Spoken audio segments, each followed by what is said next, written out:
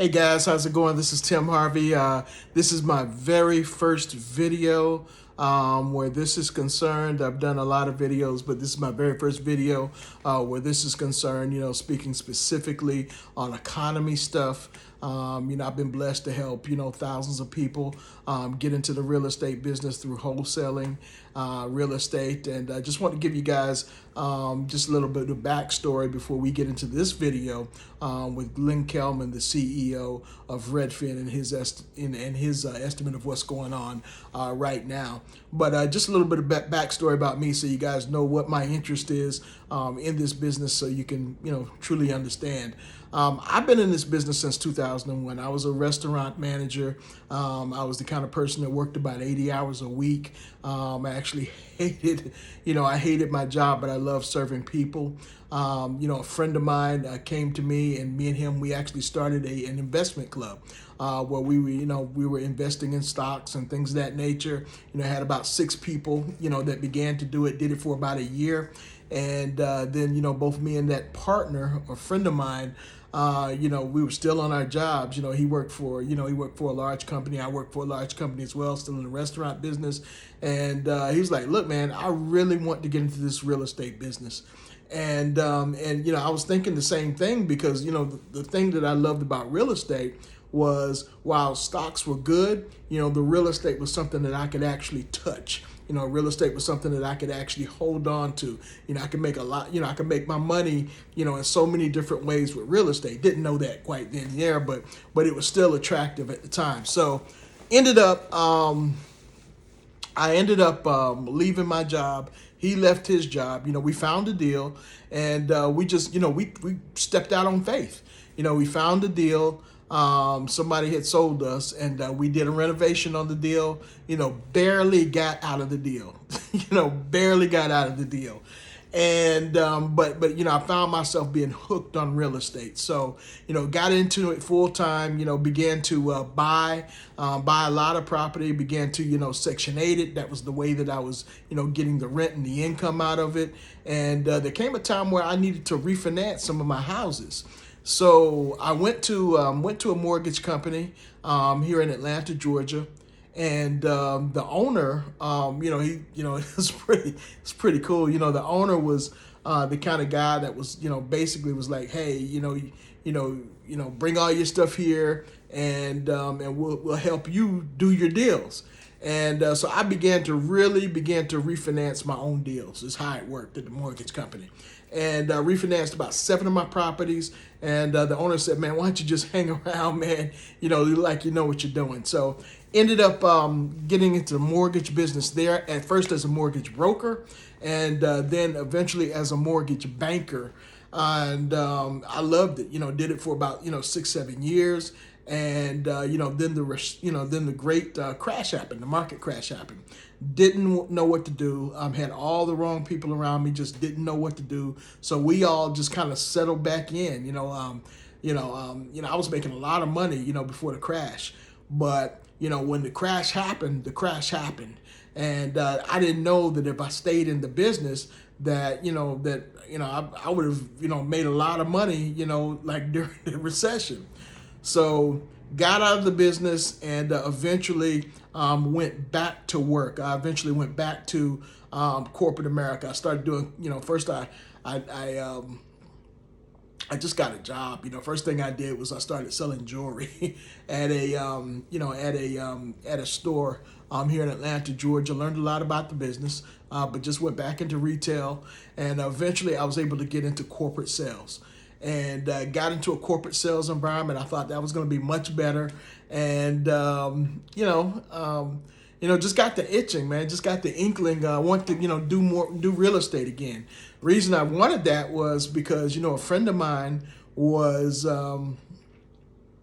an attorney that I was using back in the early 2000s, and I didn't realize that they were still in business. But when I went back there, I noticed that they, some of the same smells, some of the same things that I encountered while I was in the business. I missed that stuff. And this was on my lunch break from my job. So, I missed that stuff and realized that I wanted to get back into real estate again. So, the guy that helped me get my corporate job my corporate sales job.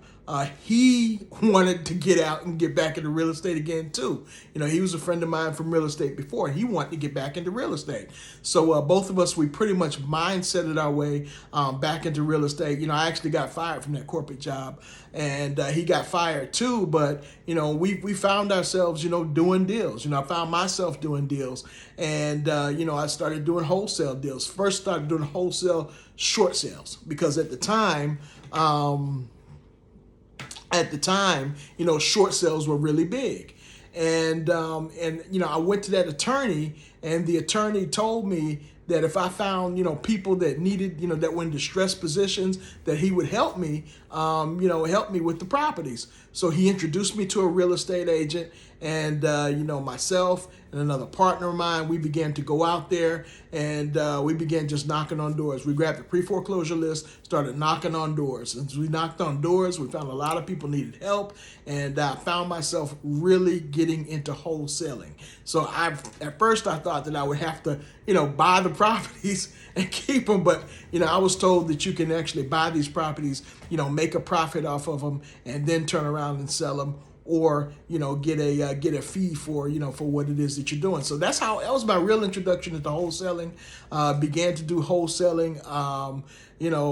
From that point on, was able to start a large group in 2015 with another partner of mine, Will Galloway. And we started a group called Wholesalers Are Us, and we began to teach other people how to do what we did. By this time, I knew how to find deals, put together teams to find deals, and then also sell those deals on the other end. So we began to do that. We began to do meetups here in Atlanta, Georgia. And with that being said, with the meetups we were doing, we were able to help thousands of people, get their first deals done. We were able to help a lot of people, get, full time into the business. And as they got full time into the business, we were able to help a lot of people get into six figures in the business. So, that was just a really, really cool period. So I've been in this business for a long, long time. And I've made a lot of money, have made some mistakes, but I've also made a lot of money in the business. So I do have a vested interest in what's going on with this economy. As we make a shift, I won't do what I did last time. What I did last time was I left the business, but I know way too much now.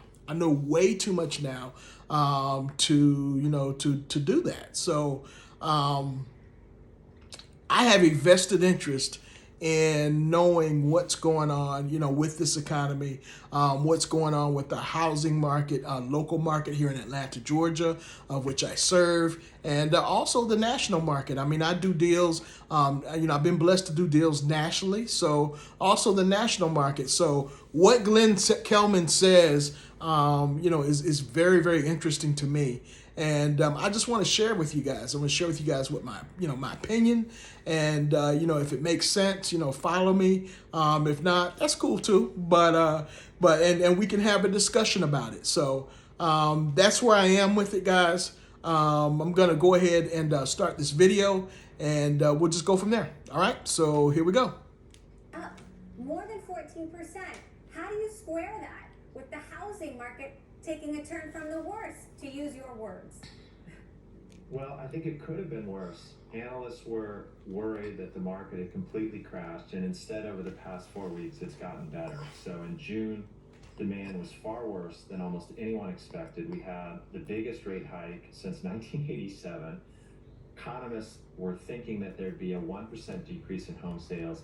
So let me just stop him there. When he says the biggest rate hike since 1987, I guess he's talking about an increase. But when I was in the market back in the early 2000s, rates were like 6%. So 6%, to me, is a normal rate. 6%, people were happy to get a 6% rate. When I was a mortgage banker and a mortgage broker, people were blessed, to get that rate. So Where we are now, which is six, some places like 7%. Where we now are is actually good. Where we were just a couple of months ago, where rates were like 1 and 3%. That's unprecedented levels. Those were extremely low rates. So where we are right now, as far as rates are concerned, is very normal. So just want to let you guys know that. And instead, there was a 9% decrease in home sales. So people freaked. But things got a little better in the last few weeks of July, and that led to some optimism in the housing market. So when you look at the housing market, are you optimistic or are you freaking out a little bit? What are the trends you see that are most alarming? That's a good question. It changes day to day. So I think on one hand, you've got places like Boise, Salt Lake City, and Denver having more than half their listings drop their price. In Boise, it was 62%. The iBuyers are just ripping the bottom out of the market because we have to price ahead of everyone else to liquidate our inventory. So that has made the correction sharper, but hopefully more short-lived. So just understand what he's saying, and listen, as a person that has a wholesaling company here in Atlanta, Georgia, I have been dealing with iBuyers, over the past several years, some of the people that have actually bought my homes, have been iBuyers. And what he's saying is that, listen, some of those same houses, they are looking to sell them now. So, they're also going back and, like when they were buying just like at a rapid rate, they weren't caring. There was a lot of things they weren't caring about. They were just in a acquisition mode type of way. And when you're in acquisition mode, you're not quite looking at, everything that you're looking at. But now they are actually looking at everything now. So, a lot of people that are in the wholesale business are seeing, a slowing from the iBuyers. Used to be iBuyers would give you the highest, the highest amount, the highest yield for your properties, but not anymore. iBuyers are now, some are leaving the market, and some are being even more cautious about their buying, and with good reason. Than anyone expected. And on the other side, the Fed was dovish about interest rates last week. And so mortgage rates have really come down. Buyers have come back because home prices are down and now the mortgages are more affordable. So we've seen a slight uptick in demand. I think it's good that we're letting some air out of the balloon in general. It was too. So he's admitting, he's actually admitting that that home prices are down now. A lot, over the past couple of weeks, it take a lot to get that out of people's mouths. But home prices are actually down now, so it's good that he's saying that. Crazy in 2020 and 2021. So what direction is this all going in? I mean, do you think a recession is inevitable, or are we already in one and somebody just has to call it? Nobody wants to say the word. I noticed, this is one thing I noticed. I noticed that all the commentators, the media, all those people are saying the word recession. But when the people that they're interviewing will not say the word, they will not say we are in it. So I just find that very interesting. I don't think we're already in a recession. I think the housing market is definitely in a jam where it has been very volatile. It has been hard on people trying to buy and sell their home. But the rest of the economy is doing reasonably well. The stock market has recovered. There was a great jobs print today. So it just depends on whether the Fed has to take really aggressive action with inflation. And I was surprised at how dovish they are because I think that inflation trends are deep-seated. And so the Fed is going to have to take another bite at the apple and raise rates later in the year. But we'll see. I don't run the Fed. There's a reason. Well, yeah, but when you make comments like that, I mean, you're basically saying, what is to happen, when you make comments like that. I don't run the Fed. But listen, you know what's going on. You're saying that they're going to have to raise rates later on in the year. All right. you do have a great outlook on the housing market. And what is your outlook for, let's say, second half of the year, availability and affordability of homes? What are you expecting? Great question. Homes are going to get more affordable. Prices are coming down. Sellers across the board are cutting their. There he is. He's saying it again. Prices coming down. Listen, if you're a seller, then you've got to get very creative on what you're doing. You've got to get very creative on how you're selling. There's so many things that you can do in order to be creative, but you've got to be creative. No longer are the days where people are just going to be fighting over your house. So just understand that. prices, the beautiful homes are the ones that are selling right now. The homes that have a funky layout are actually being withdrawn from the market. So the price drops. Dude, so what he's saying, like, listen, like, over the past couple of years, I mean, we, as a person that has a wholesaling company, over the past couple of years, I've been able to sell a lot of funky homes, especially to these iBuyers. But what he's saying now is that, they're being a little bit more picky, a lot more picky in what they're buying. So sellers, please heed and please understand what he's saying. They're actually steeper than most people realize because of the selection bias. If we had to sell all the homes that we sold a year ago, prices really would have fallen. So that has led to more buyers coming back to the market. I think that it's going to be a fairly balanced market for the next few months until the Fed makes another move. But if the Fed makes another move, all the bets are off because consumers have been so ridiculously rate sensitive over the past few months. I'm used to that. I've been doing this for 15 years, but I've never seen such rate increases and consumers respond so strongly to those rate increases. So what is this? Well, I mean, and that's, I mean, I understand what you're saying. Consumers are, it's almost like you're blaming the consumers for being rate sensitive. But when you've been selling, for the last couple of years, rates are 1%, 2%, 3%, and you've been cramming it down people's throats, and now you're expecting consumers to readily accept, 6%. Then, I mean, listen, just understand, where people are. People are like, well, I'm used to this, I'm used to that, but just understand where people are. Now you've got the market a little bit different, Mr. Kelman. Even for those would-be first-time home buyers that are just trying to get on the property ladder and have not been able to. Yeah, it's a real generational challenge for the fabric of American society. There's a whole bunch of people who are coming of age right now who can't afford the American dream. And the pinch is that they're stuck between rising rents and very high home prices. So we try to tell people to date the rate, marry the house. That just means that you can refinance in a couple of years. But if you can now buy a house that would have sold for $200,000 over asking, some crazy bidding war just 3 months ago, and that is now sitting on the market, make an aggressive offer. And that is especially true in the middle of the country. So he's saying this right now. I mean, he's saying, and this is what I'm telling you sellers. I'm letting you sellers know that he is telling the buyers to go ahead and make an aggressive offer because you've got houses that are actually sitting there now. What are you going to do? So sellers, I'm telling you to be very creative, be strategic in how you're selling your house. Maybe you can help buy the rate down. Since people are very sensitive to that, maybe you can help buy the rate down. There are a lot of different things that you can do, sellers, but understand what the tone is now. We are shifting. We were in a seller's market, just a few months ago. We are truly shifting into a buyer's market here coming up. So he's actually planting the seeds, and the seeds are actually there. And in the coastal markets, we've definitely seen price declines, but things got way out of hand in places like Las Vegas, Phoenix, Boise, Salt Lake. The middle of the country and the Sun Belt was way overpriced, and that is now coming back to earth. You were part there. You contributed to that. Now we've seen a number of layoffs at tech companies. Oracle, just the latest one today. Redfin also having some layoffs after you said you hired faster than ever last year. You had to. What was the miscalculation? Well, I'm going to stop her there.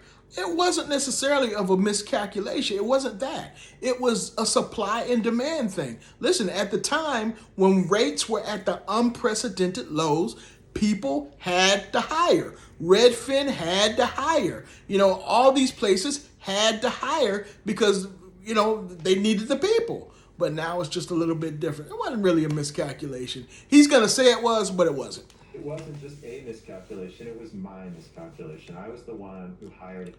I must say this, I do like a CEO that actually owns it. But the truth is that, listen, I mean, it just was what it was. You needed people to help you during the great refinance boom, during the great housing boom. You needed people to help you. But I do appreciate you owning the issue, even though I can say it wasn't your fault. Into that, it's so hard because you're not gaining as much share as you should. You're turning away thousands of customers every month. You don't have enough real estate agents to serve the demand. You can't solve all the problems that are coming at you left and right. and then the market just drops out. And so we laid off 6% of our workforce, and I'm the one accountable for that. I feel so ashamed about it. I was so blue. I still am. But it's what we had to do to run a profitable business. And now I think we feel more optimistic about the future, but we're still running on a nice edge. We're not out of the woods yet. Well, I appreciate you being honest with us about your feelings, and I wonder how it makes you think differently about the future. How are you diversifying your business if things get worse? You know, how are you recalculating your approach to hiring in a new environment? Well, every time you go through something like this, you say never again. Every single time I hire somebody, I'm going to remember I might have to fire that person one day because we don't have enough money.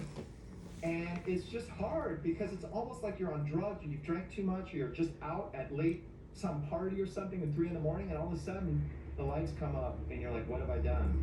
So you just have to be really careful about your hiring. I don't think we're going to diversify the business because we are going to keep taking share. We sell homes faster for more money. We charge a 1% fee. The basic engine of the business is very good. If we wanted to get out of the business, I don't know what else we would do because it's a better business than that. So, and I just want to stop you. Bro, I like your answer. We're not gonna change anything. We're just gonna get better at what we do. And I think I think it really speaks to purpose. And I think he's going to talk about that here in just a second. We just have to focus, execute, keep doing what we're doing, and the rest is going to take care of itself. And, as we look to the second half of the year and, the evolution of the pandemic, maybe another COVID spike, maybe monkeypox gets out of control. We were just talking to John. Can't control this stuff. Earlier, how are you taking the unpredictable into account? Well, by its very nature, you can't take that into account. I just think that instead of responding immediately to more demand by hiring, instead of investing in a long-term future, you just have to be more careful and take it day by day. So we recognize that life is complicated, that the world has all these different forces. There's a war in Ukraine, there's inflation, there's all sorts of geopolitical unrest.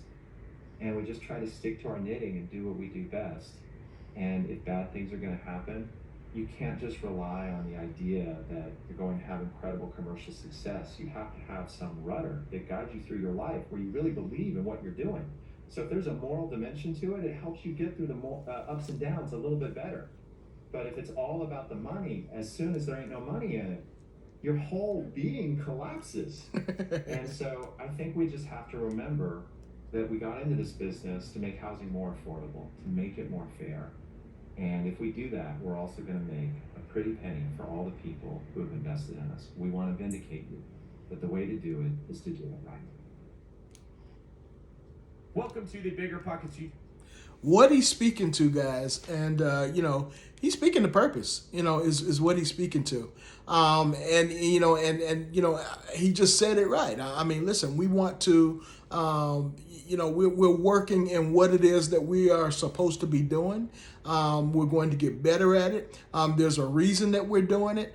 We also understand that we do have investors. We have people that have invested in us, invested in our business, and we are going to get you your return. But at the same time, we're going to do it right. And I really, really, really appreciate what he's saying there, guys. Listen, thank you for jumping on this video with me. It's been a long video, and I really appreciate you guys jumping on with me. Please join me, like and subscribe. This is what I'm going to be doing, here for a minute, as I'm trying to dissect, this is my way of working to dissect what's going on within this economy. So guys, take care. I'll talk to you here soon. Peace.